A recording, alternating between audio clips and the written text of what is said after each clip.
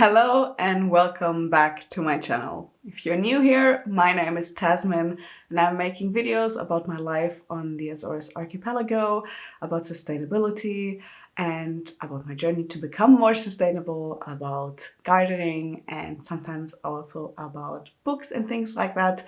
And this is the Growing Roots series. And in the Growing Roots series, I share with you the media that I try to consume more intentionally. So everything from books to movies to podcasts, everything that I consume that I have thoughts about and that I would like to share with you. This is episode 4 of Growing Roots, and I wish you all a lot of fun. The first category I would like to talk about today is my own stuff. Woo! Because I have quite a few things that happened since the last Growing Roots episode that I wanted to share. First things first, I released my second book on the 2nd of September. The book is called Welcome Home, Dear Soul, and is a poetic encounter with death. It plays with the idea of what happens after we pass on. And I really like it. I mean, it would be sad if I didn't, but I'm really, really proud of this book. I wrote it, I can't even say I wrote it, I channeled it really in a very tough time of my life, and I really felt like I was not necessarily writing it for me, I was writing it for somebody out there who needs to hear those words.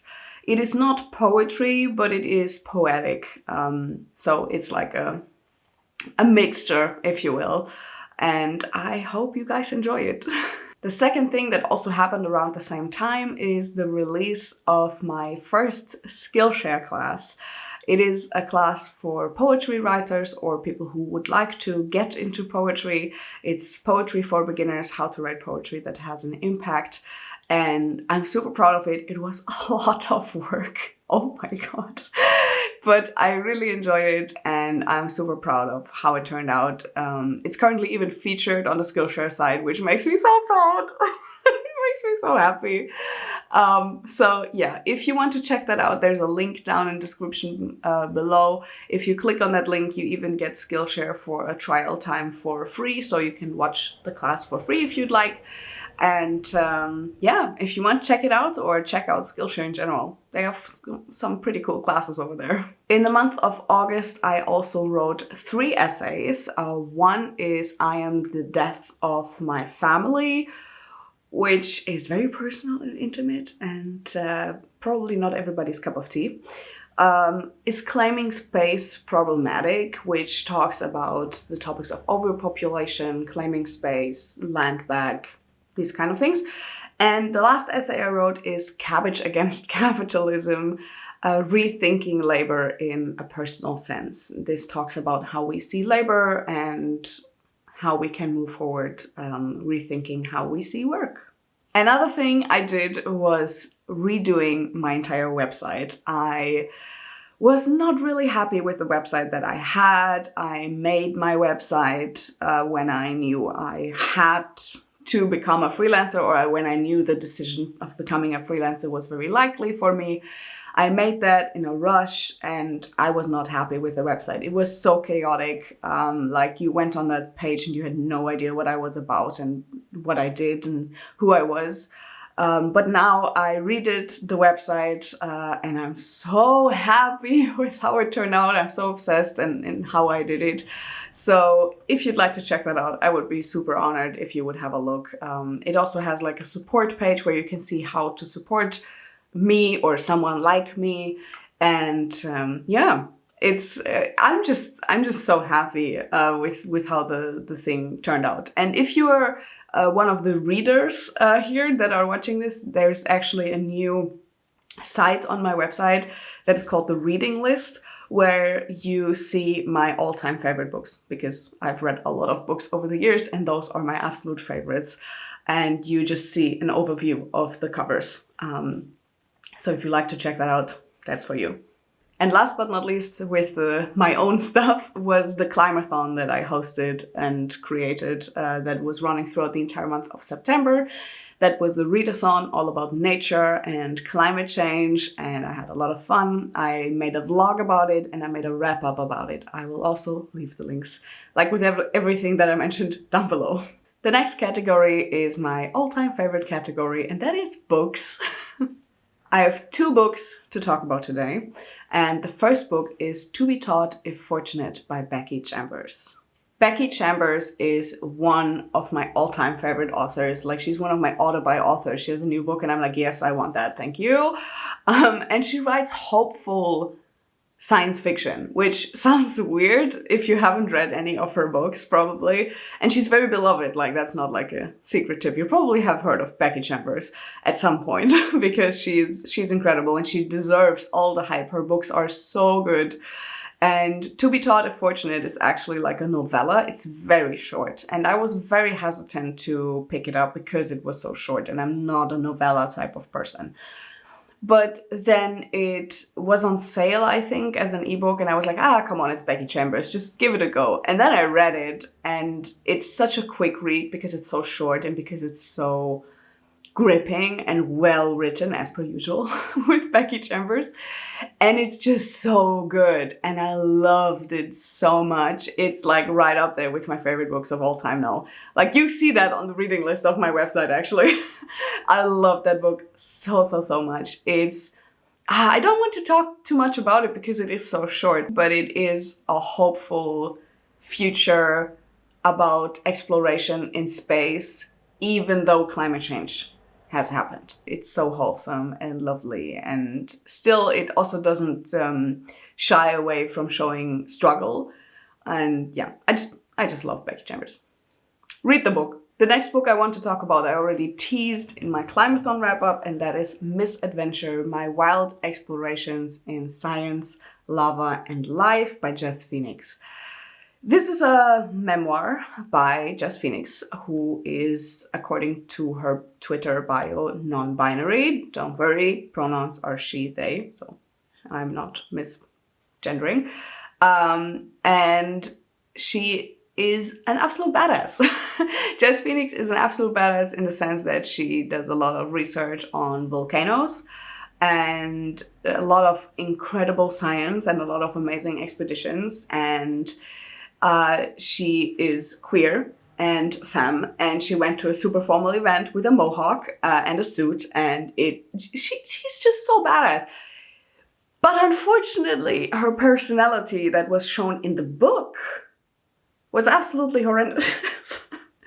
And I don't like to say that because I'm an author myself, and I don't think it's fair to bash people for their work. But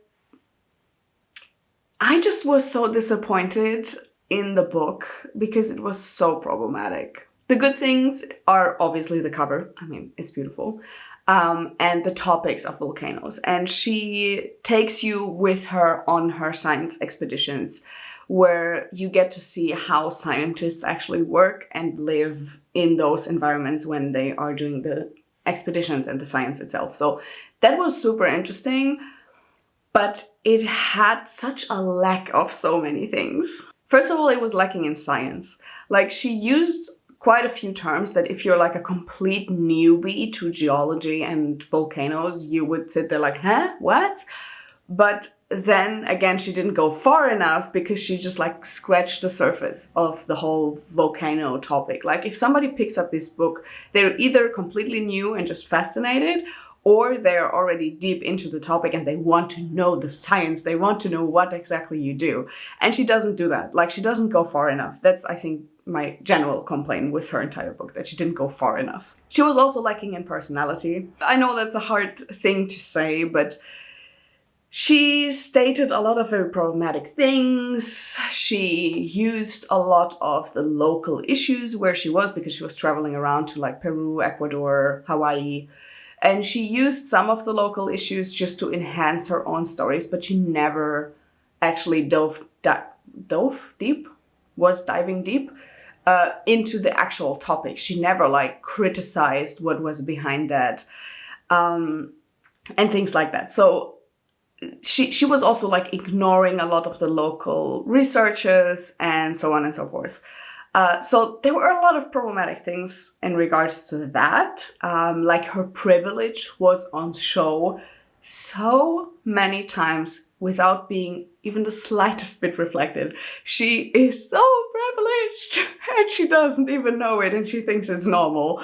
Like, at least that is what came across in the book. I don't know how she is in real life, obviously, but that in the book it was really exhausting to read. Speaking of exhausting, the first 30% of the book were absolute horrendous because you don't know anything about her going into the book.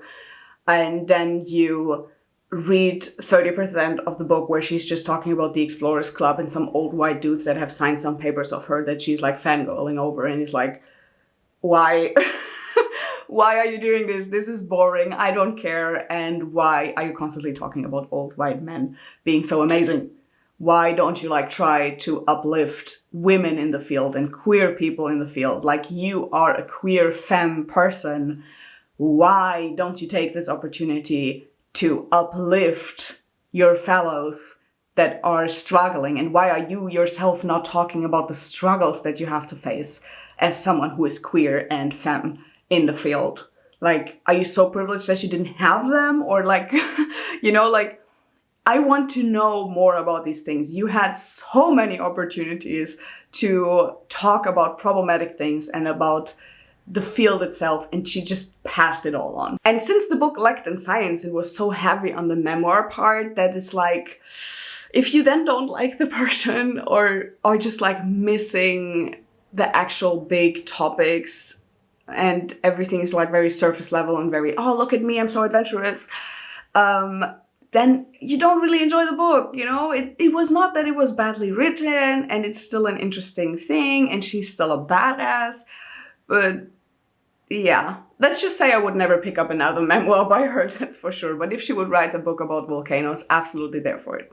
So this book is not necessarily a recommendation, but there are pretty much no memoirs of people who do science in geology and with volcanoes out there. So if you're interested in that and, for example, thinking about doing that path, this book might be interesting for you. I also want to highlight queer femme people in science, so here you go. But the book itself was just, it should be redone. If you want even more thoughts with examples of the privilege and so on, I will leave my written review linked down below. Next up is podcasts. And we have, of course, my favorite podcast, pretty much the only podcast that I religiously listen to, and that is For the Wild. The episode that I want to talk about today is called The Exploitation of Soil and Story with GOPAL DAYANENI. Oh, DAYANENI? I'm sorry. I'm very sure I butchered that name. I apologize. And this is a deep dive into how storytelling now is a tool in marketing and how that is problematic and in just general, what storytelling means in our culture nowadays. It made me think a lot about labor, like in terms of work and things like that. It actually heavily inspired the essay that I wrote. I am even quoting the podcast in my essay because they are very much linked. It made me think a lot about the attention economy and about our need to find technical solutions when it is our urge to invent and innovate that is causing a lot of harm to the environment in the first place. So it gave me a lot of food for thought, that's for sure. And it also made me see storytelling in a different light, which is very interesting because I am an author and a storyteller. Like, I write books. I have Azorian Stories where I tell the story of the island people. And I am also a freelance writer where I write. And especially the last one, I am using storytelling as a tool in marketing. And I used to in my last job that I had before freelancing as well. Storytelling is a massive marketing tool nowadays because it is so effective. And because now it is used in a capitalistic system, it is now come to the point where you are exploiting story, like as a tool, as a mechanism of connection, and as of the writers as well, and the people who are telling a story, or the people a story is about. And that just gave me a lot to think. And it was a really good episode. I highly recommend it. The next category is documentaries, videos, movies, and series. An honorable mention before I dive into the ones that I picked for Growing Roots, I watched the documentary A Plastic Ocean. Within Climathon, you see me talk about that in length in the Climathon vlog. It's a very good documentary. I didn't want to leave it unmentioned in case you didn't see my Climathon videos. It's a very good documentary. Highly recommend. But the main documentary that I want to talk about today is Fantastic Fungi. Oh my god, it's so good! While I have to say that the documentary is a little bit one-sided and not crazy science heavy, it is incredibly interesting. It is an amazing starting point to get into the topic of fungi and mushrooms and what they can do and how important they are for the environment and our entire planet, basically, and including our own life and biology and everything. It's an amazing starting point. This should not be the only thing you consume about fungi. I still need to consume more media about that. And I actually have a podcast episode that I will also leave down below that I highly recommend you also listen to, like connected with the documentary, because it gives you more information and more perspective on the whole topic. But it's just a great starting point because it really gives you like a baseline on how to dive deeper into that topic and how fungi are like in everything and everywhere. It's incredible. And what they can do, like in a medical sense, in a spiritual sense, in food, in nature, like what they do for the environment, it's just mind-blowing. And we know almost nothing about them. So it's like really, really mind-blowing. The next documentary is a very, very short documentary here on YouTube created by Deutsche Welle, which is like a documentary TV media thing. And it's called Portugal's Avocados, Green Gold or Ecological Nightmare. I think the video is like half an hour long, but it's very insightful. The documentary shows how avocados are grown in Portugal.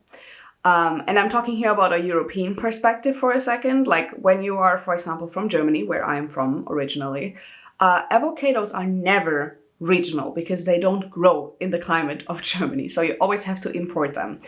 So that's problematic. That is causing massive emissions. And the recent hype of avocados that was coming with it being a superfood, and with it being massive in marketing and media and social media, and with it being a massive part, for example, of vegan diets and vegetarian diets and things like that, the request for avocados is so high that you now have like these massive monocultures that are horrible for the planet, plus the emissions of importing them from the other side of the world.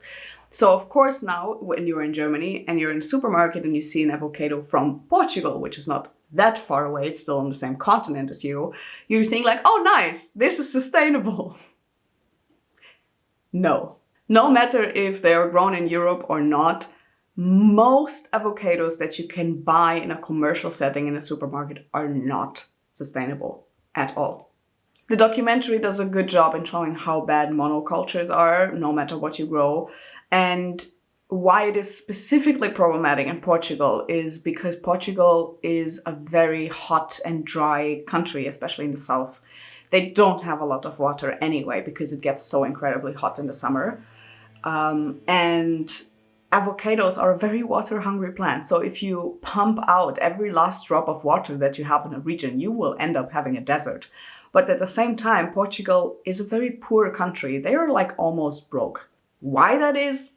Do your own research, please. This is not a political channel. But Portugal doesn't have a lot of money. So they grasp every opportunity to earn a living, and to make money because the country itself is pretty poor. And that is why they will never, ever say no to the opportunity of having a business that can bring you in money, even if it destroys your landscape. And yeah, it's a big problem. And I think the documentary is very, very, very insightful as to why we should not consume avocados that are imported, or at least not the amount that most people are at this point. Next up, I have 2 YouTube videos. The first one is How We End Consumerism, and that one basically explains degrowth, the topic of degrowth, and why a continuous rise of the economy is not sustainable and not achievable. It also shows why consumerism makes us so unhappy and why the current system of our society and our economy is making us so unhappy, and how we can find a solution out of that and how we can do better, basically. And the second one is finally something not related to climate change or nature. Hey, look at me. And that is The Truth About Sexual Desire from Hannah Witten. Probably a lot of you know Hannah Witten. She is like a big YouTuber out there, and she's amazing. I highly recommend her entire channel. I really love her content. I really love what she does. What she does. And she's a sex educator, and she is incredible. And in this specific video, she explains the difference between sexual desire and pleasure, and how a sexual drive doesn't exist, and why it is super dangerous to think of your sexual desires and pleasures as a sexual drive. And finally, I have a person shout out, and that is for a YouTube channel this time by Oyoko. And she is incredible. She is doing such amazing content. It is very artistic, very reflective, and very underrated. Like, she's doing amazing things. Like, she has like this series where she reads poetry and like discusses it, and the way she's reading poetry is really amazing. And she also talks a lot about a lot of issues, and I just recommend her channel highly. So that is it for today's Growing Roots episode. Thank you so much for listening and staying until the end. If you stayed until the end, please leave me a sunflower emoji down below so I know you've stayed until here. Just implement it somewhere in the comment if you want. And I hope you all have a fantastic day, and see you soon. Bye!